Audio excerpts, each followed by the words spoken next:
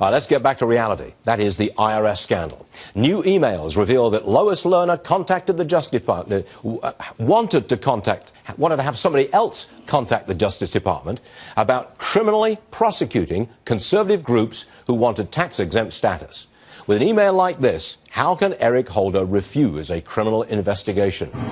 He has the answer. His name is Judge Andrew Napolitano. He's got the answer, and it's easy, isn't it? Nothing like putting the pressure on me. How could I possibly have an answer about what was in Eric Holder's mind?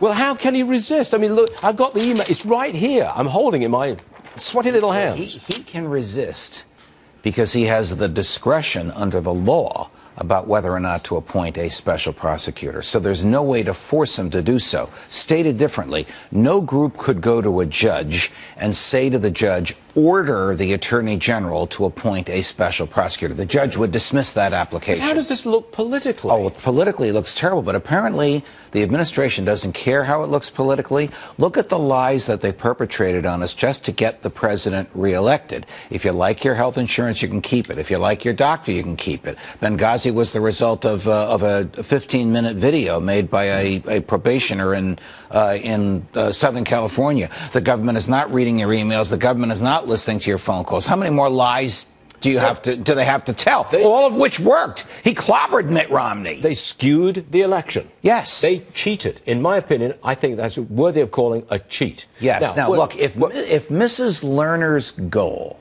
was, as these documents lead us to believe, to use the IRS as an instrument to seek vengeance on conservative groups because the Citizens United Supreme Court opinion unleashed funds from groups and corporations and organizations. There definitely needs to be a criminal investigation here. And if the Attorney General thinks that he and his Justice Department, there are many, many fine lawyers in the Justice Department who are totally apolitical, somehow are conflicted, then he is morally obliged to appoint a special prosecutor to look at it. Or at least find a group of FBI agents and federal prosecutors who are not conflicted. Okay.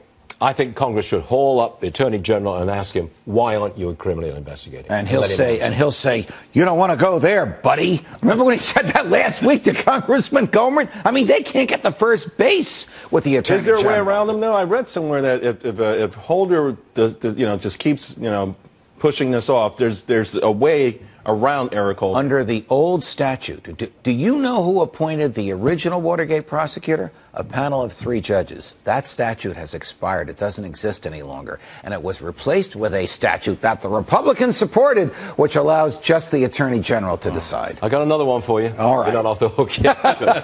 Why don't you tell everybody ahead of time that I already know the answer? Don't make it difficult. I think you do know the answer to this one. Just don't preempt me. It's about Detroit. There are reports that the administration and state officials are working on a deal that would free up $100 million to ease the blow to Detroit pensioners. Okay? They would divert money. I wonder where they would get that money from. Oh, it's already been allocated to blight removal. So they want to divert it from blight removal, give it to Detroit so they can funnel it out in pensions. Now, is that legal? I can't imagine that that would be legal. If that money was allocated by the Congress for blight removal, no government functionary would have the authority to divert it, even a bankruptcy court judge. It was allocated to the state of Michigan under the control of Rich Snyder, Republican governor of Michigan, who has already diverted $350 million worth of blight removal to Detroit. He's now on the hook to say, will he or won't he let another $100 million go? Well, so the president's done very cleverly. If the statute gives the governor of Michigan that kind of discretion as to how to spend federal funds, then it's a question of politics. It's not a question of law. It is. And the politics would say, do it, because all these pensioners will love you for it. And here's my question. But the taxpayers are suffering. These are federal dollars intended to get rid of blight, to allow Detroit to rise from the ashes. Instead, they're going to pay people money who've already worked and already retired. So here's what kind of sense does that make? So here's the question. It is a bailout, isn't it? Yes, it is. Thank you. Yes, it is. Yeah. Just like Tom was a bailout, Mr. Varney. He's right this time, Philip. Judge, it's time out, Judge. It's months since we got there. It's months since you raised Tom. Months since you imitated the Queen. Judge, that wasn't bad.